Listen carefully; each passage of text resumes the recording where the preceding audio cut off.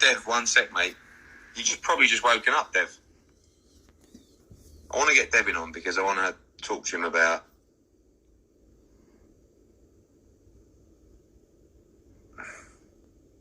What, you trying to check him or something? Yo! 1 sec, mate. Just waking up. God, waking up? It's 9:45. Yeah, it's 9 a.m. Mate, you've been upsetting people. No, I don't mean to upset anyone. You know what? It's difficult because, like, I've had loads of messages. Well, what do you think about Devin's comments? And, like, for me, I didn't really find it offensive, to be honest with you.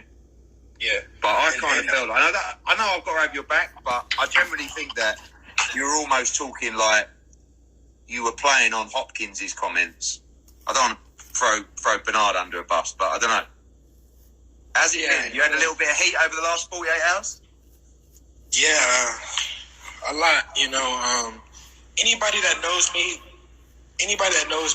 you know me, everyone knows me. They know that, I'm not racist and I didn't mean it in that kind of way, whatsoever. I've been getting a lot of hate, like, crazy messages, death threats, all type of stuff. But Nigga getting cyberbullied. At the end of the day, that was not what my intent. And I just want to fight the best at the end of the day. Do you think sometimes it's like a case of you do so many interviews, and listen, like, to work with you're great because you literally don't turn down an interview, but sometimes it's just about, you're only 21 and it's just about learning as well, and it's getting carried away with the hype. We know you want those big fights bad, you want Lomachenko, you want all these guys, and it's just like pushing the boundaries to almost, get that attention and to be heard. And I think, I don't think you should have said it, but I don't think you meant anything by it at the same point. Yeah, like you said, you just do so many interviews, and now it's at the point to where people are just picking every little word that I say, and they will drag it out or make it into something totally different. But I didn't mean it that way, and whatsoever. Okay, well, a lot of people coming in here saying they weren't offended anyway. To me, I know you too well to know you didn't mean anything by that. And it's live and learn. Life is a learning experience. Outside the ring as well. You ain't got much to learn inside the ring, but outside the ring, we never stop learning. Yeah, we still learning on the in and out. Good man, Dev. Listen, take care of yourself. Love to your dad as well. All right, we'll talk later this week. Thank you, Robert. Cheers, mate. Did you say Robert? You say Robert? Oh, you didn't say Robert. Oh, y'all look the same, nigga. Call that boy Robert. But look, man.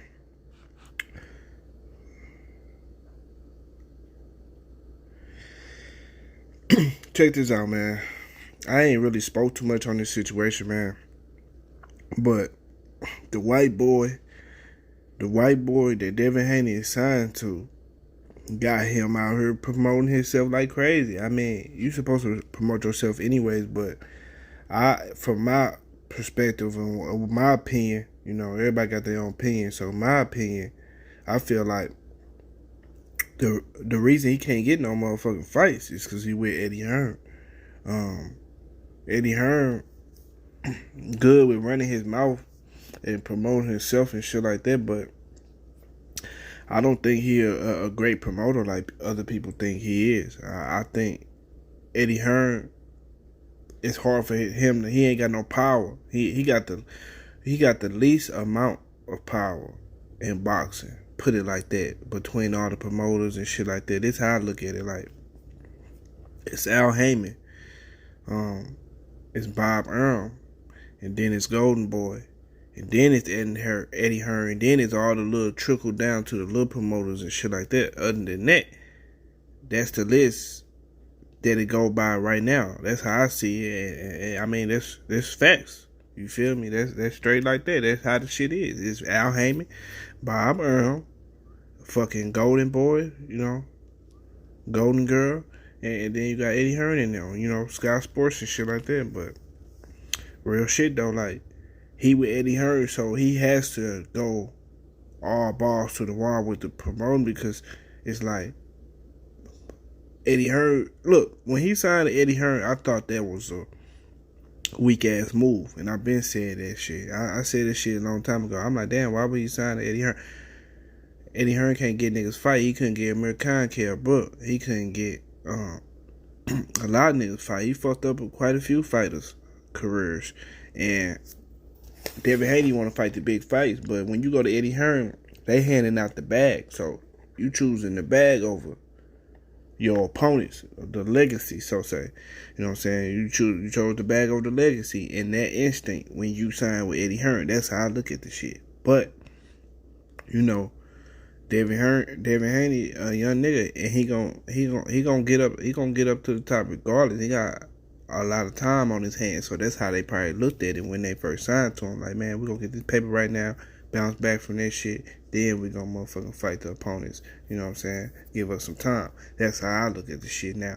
All this shit he said, I think he said a white boy never beat him. I think I'm gonna do a separate video on that because I ain't really spoke like I wanted to speak on the shit. I really ain't spoke about the shit at all. But I'm gonna make a whole separate video on that. So tune into that, man. I'm out.